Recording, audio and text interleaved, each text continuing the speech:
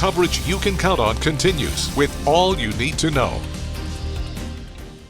One merged hospital group in Virginia is offering advice ahead of the proposed merger for Union and regional hospitals.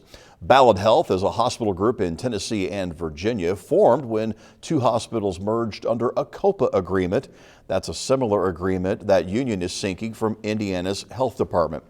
Ballad Health CEO tells us the merger has saved the hospital money, which has allowed it to create other programs. And he says the cost of medical care has remained low while quality of care has remained high. You can give the Indiana Department of Health your questions, comments, and concerns through an online form, and we've linked you on WTHI-TV.com. The Indiana Supreme Court has issued an order that could ultimately boot John Rust from the primary ballot. Right now, he's listed as a Republican candidate for U.S. Senate from Indiana. That came after lots of back and forth in the court system over his eligibility. It centers around a state law dealing with his political affiliation and his primary voting record. The Supreme Court's order pauses a decision that allowed him to be on the ballot. It is not the final opinion, but it signals he might be removed as a Republican candidate.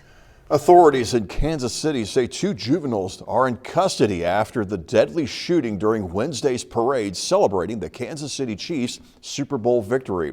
Police say 43-year-old Lisa Lopez Galvan was killed during gunfire when it erupted near the city's Union Station. More than 20 others, including children and teens, were injured. The White House confirms Russia is developing a way to destroy U.S. satellites circling the Earth. National Security spokesman John Kirby said what Russia is doing would violate a 1967 treaty banning the deployment of nuclear weapons beyond the atmosphere. Communities across the Wabash Valley are making plans to welcome visitors for the total solar eclipse in April.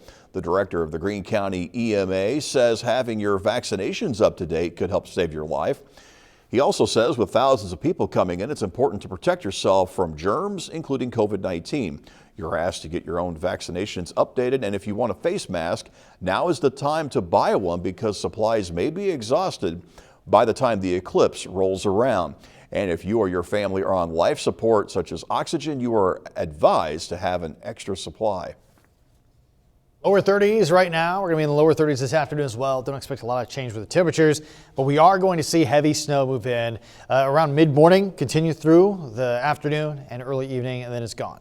But it will provide us with a couple of inches of snow accumulation in spots, so be careful driving.